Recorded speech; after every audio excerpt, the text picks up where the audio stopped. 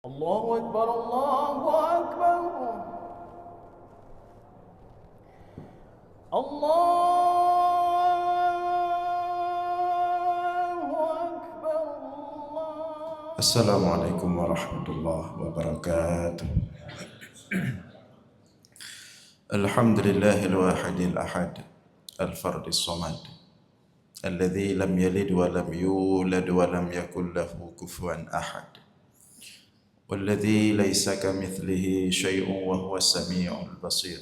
Allahumma salli wa sallim wa barik ala sayyidina wa maulana Muhammad الذي دعا الناس وأرشدهم إلى توحيد رب العباد اللهم وعلى آله وصحبه أجمعين أما بعد.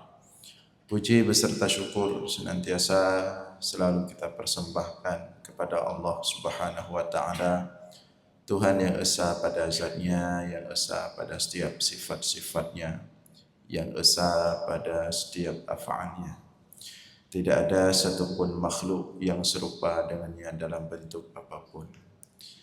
Salawat beriringkan salam juga kita sampaikan kepada baginda Rasulullah sallallahu alaihi wasallam, pada seluruh keluarga dan sahabat-sahabatnya sekalian. Hadirin jamaah sekalian serta para pendengar dimanapun berada yang dimuliakan Allah. Kembali kita dalam ulasan singkat tentang ilmu tauhid, masih dalam rangkaian pembahasan hikmah Ibnu Athaillah As-Sakandari dalam kitab Al-Hikam. Subuh ini kita akan membacakan hikmah yang ke-127. Qala al-musannif rahimahullah ta'ala, nafa'ana Allah bihi wa bi'ulumihi fid darain. Allahumma amin. لو أنك لا تصل إليه إلا بعد فناء مساويك ومحو دعاويك لم تصل إليه أبدا ولكن إذا أراد أن يوصلك إليه غطى وصفك بوصفه ونعتك بنعته فوصلك إليه بما منه إليك لا بما منك إليه. لو أنك لا تصل إليه إلا بعد فناء مساويك ومحو دعاويك, seandainya engkau tidak sampai kepada Allah, seandainya engkau tidak sampai kepada Allah, seandainya engkau beranggapan engkau tidak akan sampai kepada Allah kecuali setelah hilangnya dosa-dosamu dan terhapusnya merasa lebih baik dalam hatimu, niscaya engkau tidak akan sampai kepada Allah selama-lamanya. Walakin idza arada ay yusilaka ilaihi, akan tetapi apabila Allah ingin menyampaikanmu kepadanya, ghatta wasfaka biwasfihi, Allah akan menutup dosamu dengan sifat ampunan dan rahmatnya. Wa na'taka bina'tihi, dan dia akan menutup hatimu yang merasa lebih baik dari orang yang lain dengan sifat mulianya Allah. Fawassalaka ilaihi bima minhu ilaika, maka Allah menyampaikanmu kepadanya itu disebabkan sifat rahmah dan mulianya kepadamu, bukan dengan ibadah yang engkau persembahkan kepadanya. Hadirin sekalian yang dimuliakan oleh Allah, ini hikmah kita subuh ini agak panjang sedikit, tapi akan kita coba jelaskan perbagian walaupun tidak mulai dari awal. Yang pertama, bahwa manusia ini umumnya, manusia ini katakanlah kita orang-orang beriman pada umumnya itu tidak terlepas dari dua bentuk dosa. Tidak terlepas dari dua bentuk dosa. Ini pada umumnya. Tapi nanti ada orang-orang beriman yang berada di luar dua ini. Tapi pada umumnya tidak terlepas daripada dua bentuk dosa. Dosa yang pertama adalah dosa zahir, yaitu bentuk maksiat kepada Allah dengan tubuh bagian zahir.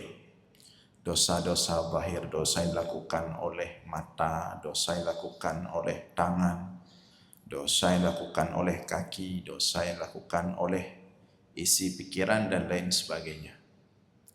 Nah, ini dosa-dosa zahir. Ketika kita melakukan dosa-dosa ini, kita akan merasakan diri kita sangat kotor sekali. Kita akan merasakan diri kita akan sangat bernoda, buruk sekali, karena dosa-dosa zahir tersebut. Itu yang pertama. Kemudian dosa yang kedua, dosa batin. Nah, dosa batin ini justru sebaliknya sering timbul karena ketaatan kita. Ketika kita berangkat dari dosa yang sebelumnya kita merasa kita kotor dengan maksiat tersebut, kemudian kita taat kepada Allah, kita berubah, kita taat kepada Allah, kita ke masjid, kita ikut pengajian, dan kita perbanyak amalan-amalan wajib dan sunat. Yang timbul kemudian kita merasa lebih baik dari orang lain yang masih berdosa seperti kita dulu. Taat yang melahirkan merasa lebih baik itu masalah. Dengan berbuat taat kemudian kita mulai merasa kita pantas mendapatkan surga, bahkan merasa Allah harus memasukkan kita dalam surga. Dengan berbuat taat kemudian kita merasa lebih suci dari orang lain yang katakanlah masih berbuat dosa seperti dulu kita pernah berbuat dosa. Dan itu bisa dibuktikan misalnya setelah kita taat, setelah kita baik, setelah kita banyak tahu tentang agama, kalau ada orang yang meremehkan kita marah. Dulu waktu masih dalam maksiat kita nggak marah karena memang kita merasa kotor, layak diremehkan. Tapi begitu kita sudah lebih baik, kita ketika diremehkan kita marah. Itu tanda kita bermasalah. Seharusnya tidak ada beda baik ketika kita masih berbuat maksiat maupun setelah kita sudah taat, mau diremehkan sama aja. Seharusnya seperti itu. Ketika kita diremehkan kemudian kita merasa tidak senang, kita merasa tersakiti padahal kita sudah baik, berarti ketaatan kita itu belum betul-betul untuk Allah. Nah, itu namanya dosa batin namanya. Dengan taat merasa lebih baik dari orang lain, ketika berbuat maksiat merasa kita bernoda atau kotor. Nah, umumnya kita orang-orang beriman, kita tidak akan terlepas dari dua kondisi ini. Walaupun nggak selalu, tapi sering. Nah, orang yang berbuat maksiat merasa kotor, orang yang berbuat taat kerap kali merasa diri lebih baik dari orang lain dengan ketaatannya. Orang alim kerap kali merasa lebih hebat, lebih tinggi derajatnya daripada orang awam. Seringnya seperti itu. Nah, umumnya manusia seperti itu. Dalam maksiat dia merasa dirinya kotor, dalam ketaatan dia merasa dirinya menjadi lebih baik. Dua-duanya tentu seharusnya tidak terjadi. Tapi umumnya manusia tidak terlepas dari dua kondisi itu. Nah, kalau kondisi kita tidak lepas dari dua keadaan itu, maka bagaimana cara kita bisa sampai kepada Allah? Sedangkan untuk sampai kepada Allah itu harus bersih, baik dari model dosa pertama atau dari model dosa yang kedua. Harus bersih dari dua-duanya. Tapi kapan bersihnya? Nah, di sini Ibnu Athaillah As-Sakandari mengatakan kalau kita tunggu bersih dari dua-duanya untuk sampai kepada Allah dengan anggapan hanya akan sampai kepada Allah jika bersih dari dua-duanya, maka kalau begitu anggapannya kita tidak akan pernah sampai selama-lamanya kepada Allah. Ya, itu yang pertama. Jadi di bagian pertama ini kita diperintahkan oleh Allah terus bermujahadah kepada Allah, terus berusaha, walaupun masih kadang-kadang berada di model dosa pertama atau berada di model dosa kedua. Karena kalau kita simpulkan misalnya untuk terlepas dari dua-duanya, ini susah.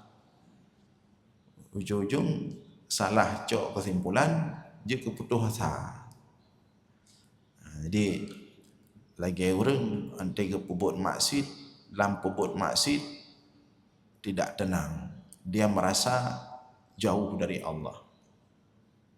Kemudian setelah berbuat taat, merasa justru sudah baik sekali, sudah berhak dapat surga. Akhirnya dia memutuskan tiawai kon jinobikon kibancara. Ya. Nah, ini keputusan yang salah. Umumnya memang tidak akan lepas dari dua-duanya. Cuma meskipun tidak bisa lepas dari salah satu keduanya, di sini ada mujahadah. Walladzina jahadu fina lanahdiyannahum subulana. Kata Allah, orang-orang yang bermujahadah, berjihad artinya melawan dirinya, melawan dua dosa tadi. Kalau enggak salah satunya, ya, pokoknya salah satunya. Orang-orang yang selalu melawan salah satu dosa tadi untuk sampai kepada Allah, lanahdiyannahum subulana. Sungguh akan kami berikan jalan kepada kami. Bahkan di sini disebut subul, di sini jamak, bukan sabil, bukan satu jalan, banyak jalan. Yang penting ada mujahadah, jangan menikmati kondisi dua tadi. Jadi kalau kemudian sudah berusaha untuk tidak melakukan maksiat, tapi kadang-kadang terpleset, jatuh lagi dalam maksiat, bangun, segera beranjak, segera kepada Allah. Dan kemudian kalau sudah jadi baik, timbul sesekali perasaan lebih suci, lebih baik daripada orang lain, istighfar, taubat, dan tetap menuju kepada Allah. Yang jangan mengambil kesimpulan saya tidak ada jalan kepada Allah. Wati tengah maksud, sabilah maksud, wati kaget, kah merasa roh lebih hayu, kah ada jalan. Jangan sampai merasa tidak ada jalan. Jalan tetap ada. Cuman harus ada mujahadah. Ketika berbuat maksiat, minta kepada Allah untuk diselamatkan dari maksiat. Ketika sudah taat, kemudian merasa diri sudah lebih baik, minta kepada Allah untuk dibersihkan hati. Jadi dua-duanya itu harus ada mujahadah. Jadi jangan kita pikir mujahadah itu untuk si pelaku maksiat zahir saja. Yang sudah taat tidak perlu mujahadah lagi. Dua-dua harus mujahadah. Dalam maksiat kita bermujahadah, berusaha untuk selamat dari kubang maksiat. Dalam ketaatan kita juga harus mujahadah memastikan hati kita ini beribadah kepada Allah bukan untuk kemudian merasa diri lebih baik dari orang lain, tapi beribadah kepada Allah murni karena kita hamba harus mempersembahkan ibadah kepada Allah. Kalau Allah berikan kita hadiah bonus, alhamdulillah. Kalau Allah pun tidak berikan, itu hak Allah.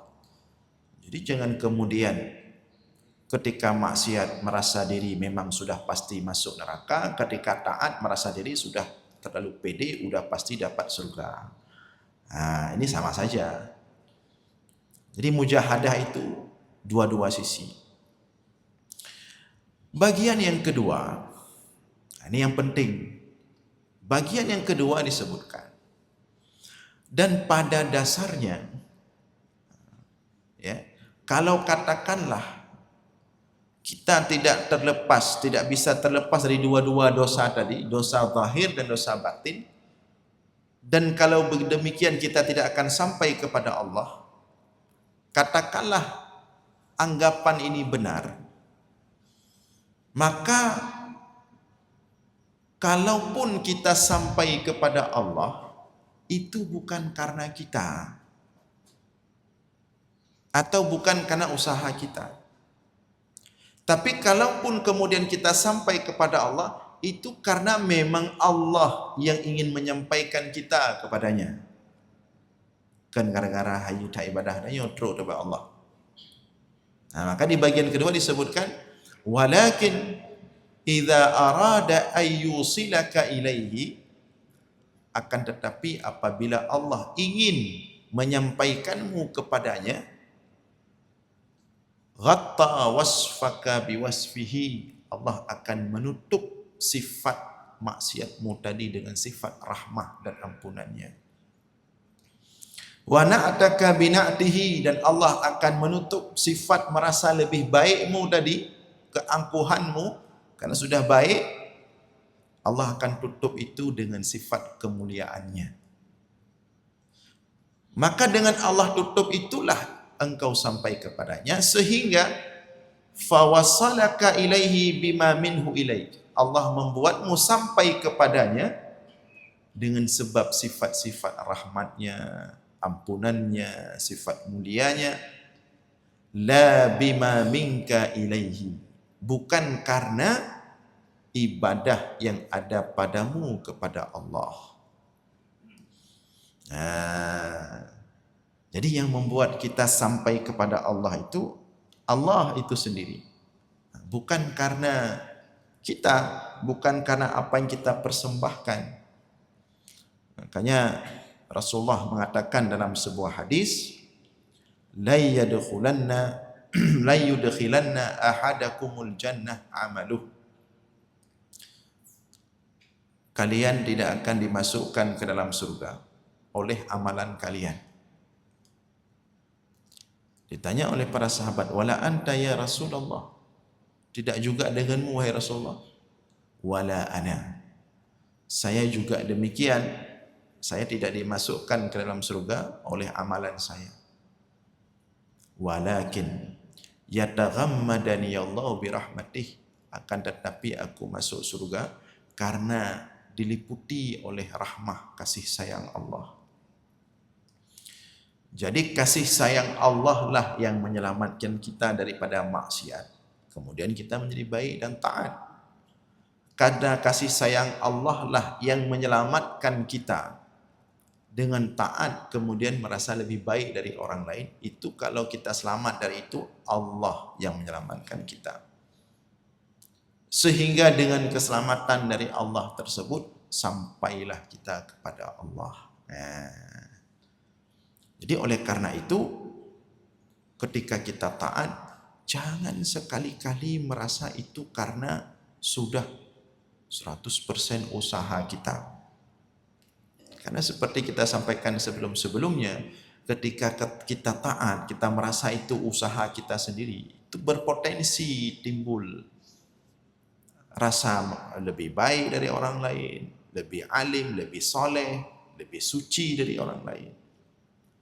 Tapi ketika kita merasa bahwa yang membuat kita taat adalah Allah, maka kita tidak berani merasakan itu, merasakan kita lebih soleh dari orang lain, kita lebih taat dari orang lain, kita lebih baik dari orang lain. Tidak berani. Bagaimana berani? Allah yang telah memindahkan kita dari kemaksiatan kepada ketaatan. Kalau bukan Allah yang memindahkan, kita masih dalam kubangan maksiat. Bagaimana berani dengan salat subuh ini, kemudian kita merasa pulang salat subuh, lihat orang kita merasa lebih tinggi karena sudah salat subuh berjamaah. Padahal yang membangunkan kita subuh tadi, membawa kita ke sini, menggerakkan hati kita, menggerakkan tubuh kita, itu adalah Allah. Maka sepatutnya orang yang berbuat taat, orang yang berbuat kesalihan, itu makin dia taat, makin dia bersyukur kepada Allah. Alhamdulillah ya Allah, telah Engkau gerakkan hati dan langkahku hari ini memulai pagi dengan pergi solat berjamaah subuh ke Masjid Raya. Kemudian salat duha nanti, alhamdulillah, terima kasih ya Allah telah Engkau gerakkan hati dan langkahku untuk salat duha. Salat zuhur demikian juga, salat asar demikian juga, dan seluruh ibadat kita bersyukur kepada Allah. Alhamdulillah ya Allah, terima kasih ya Allah. Kalau bukan Engkau yang menggerakkan hati dan langkahku untuk melakukan taat, sungguh aku tidak akan melakukan taat ini. Kemudian sampai malam nanti, ternyata dari subuh sampai malam kita terselamatkan dari maksiat. Itu pun bukan karena usaha kita, bukan karena hebat sekali kita menjaga dari maksiat, bukan. Itu karena Allah memang menyelamatkan kita dari maksiat itu. Maka ketika seharian kita tidak berbuat maksiat, alhamdulillah. Alhamdulillahnya kepada siapa? Kepada Allah. Alhamdulillah kepada Allah. Terima kasih ya Allah telah Engkau selamatkan aku hari ini daripada bermaksiat kepadamu. Jadi jangan kemudian merasa sudah hebat sekali hari ini lancar taatnya. Diri yang hebat, bukan Allah. Merasa kemudian sudah bersih, sudah aman karena hari ini sudah selamat daripada maksiat. Tidak, bukan karena kita, tapi Allah. Maka coba lihat surah Yusuf. Nabi Yusuf itu ketika dikurung oleh Zulaikha, seluruh pintu ditutup, tinggal berdua. Allah katakan dalam Al-Quran, walaqad hammat bihi wa hamma biha laula an ra'a burhana rabbih.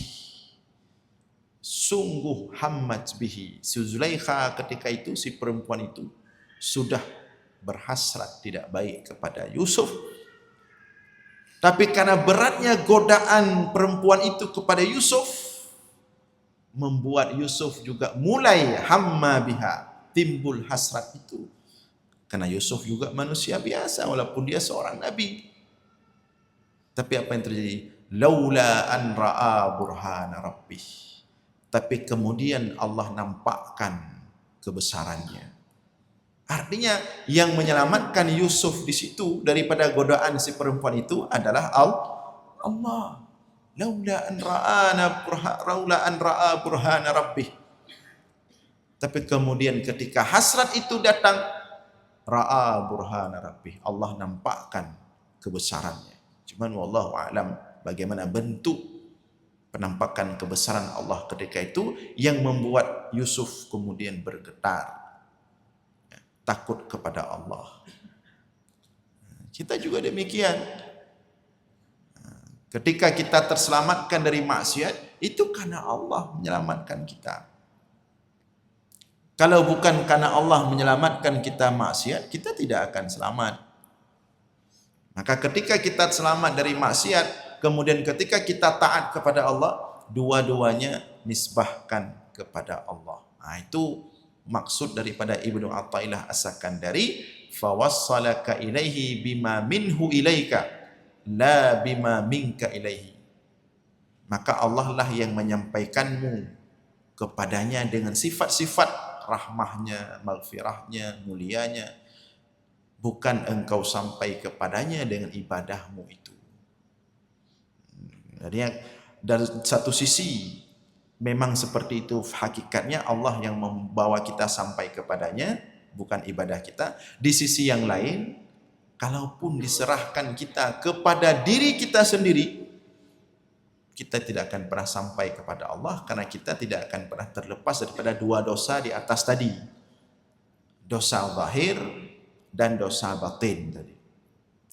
Cuman di sini para ulama mengatakan, ya, harus ada awal dari kita. Karena sama dua-duanya. Orang yang bermaksiat tidak akan sampai kepada Allah kalau dia terus seperti itu tanpa dibantu oleh Allah.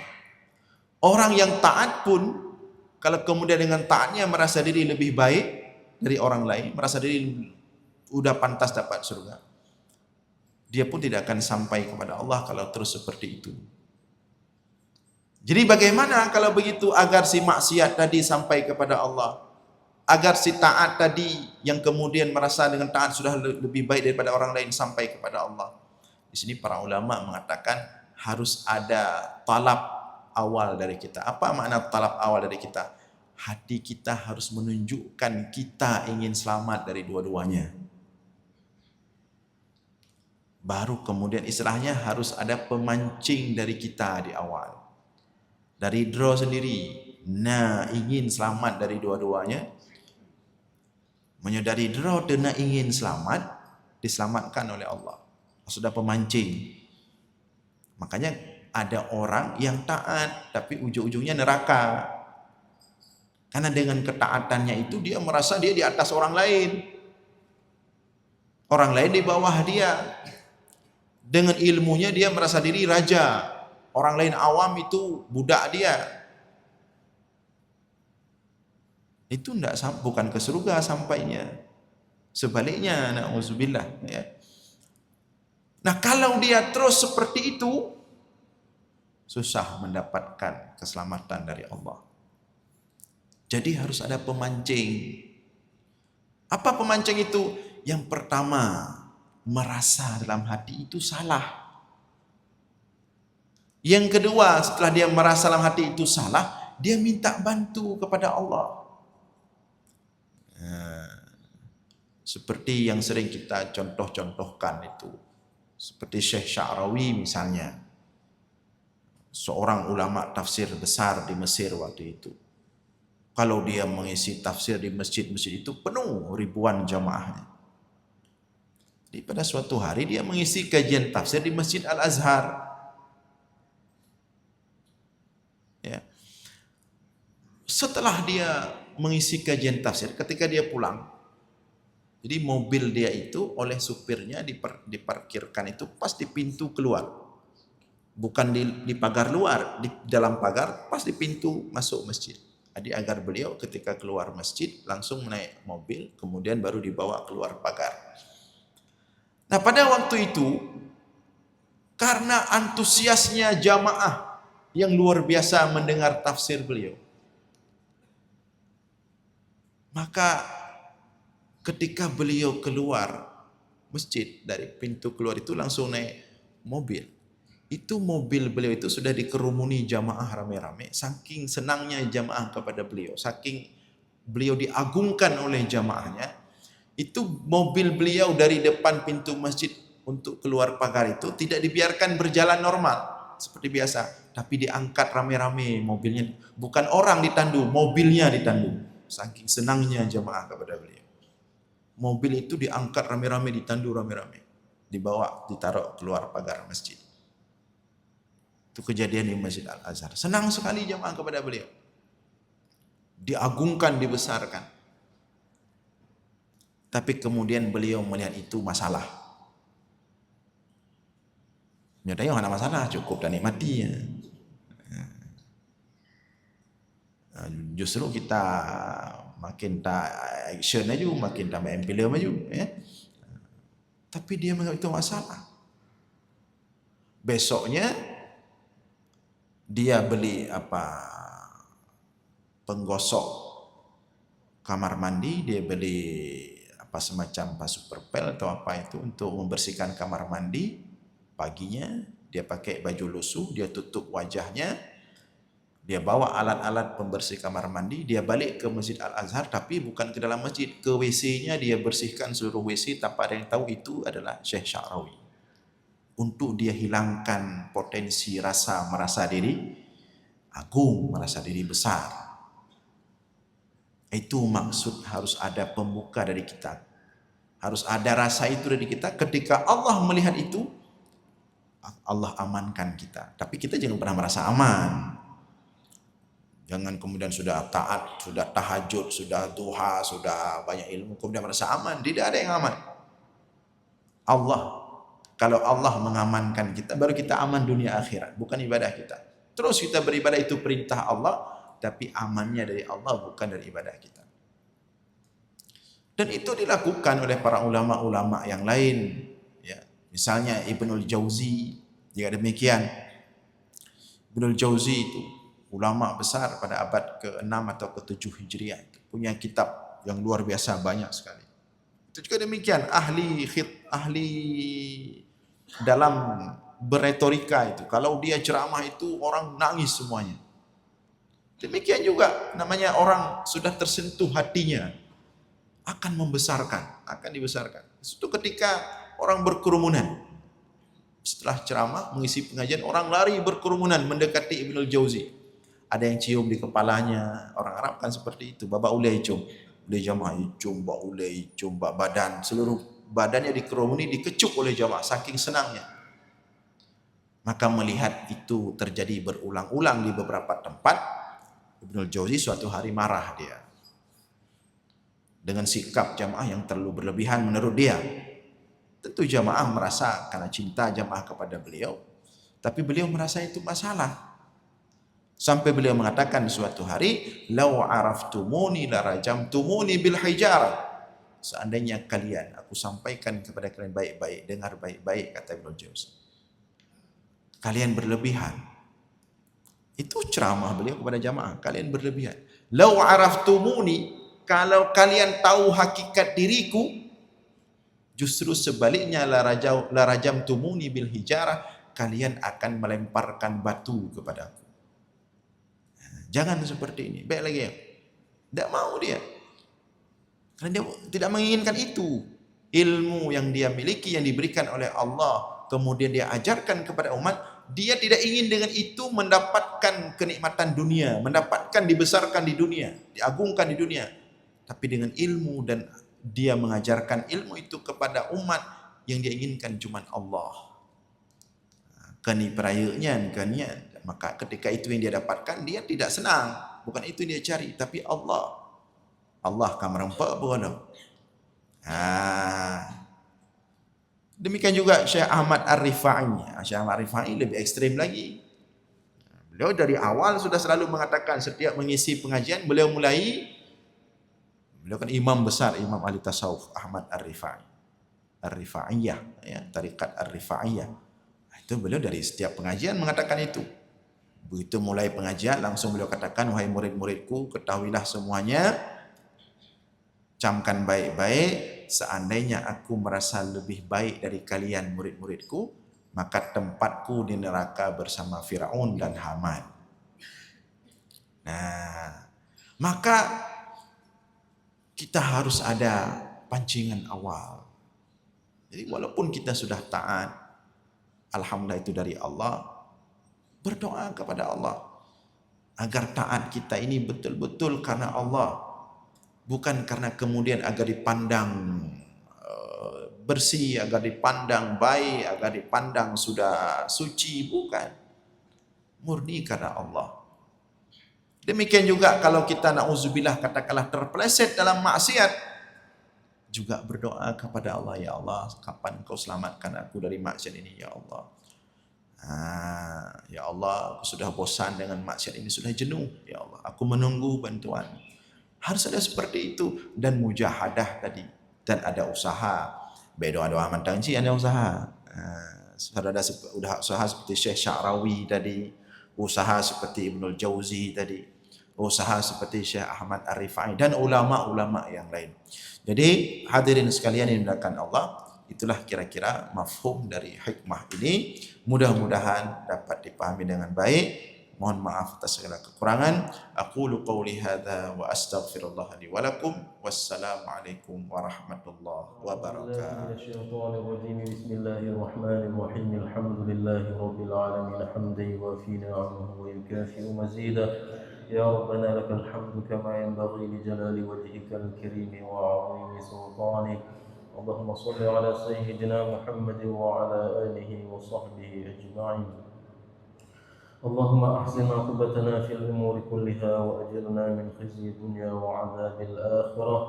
اللهم إنا نسألك رضاك والجنة ونعوذ بك من سخطك والنار. ربنا اغفر لنا ذنوبنا ولوالدينا وارحمهم كما ربونا صغارا، ولجميع المسلمين والمسلمات والمؤمنين والمؤمنات الأحياء منهم والأموات برحمتك يا أرحم الراحمين. ربنا آتنا في الدنيا حسنة وفي الآخرة حسنة وقنا عذاب النار.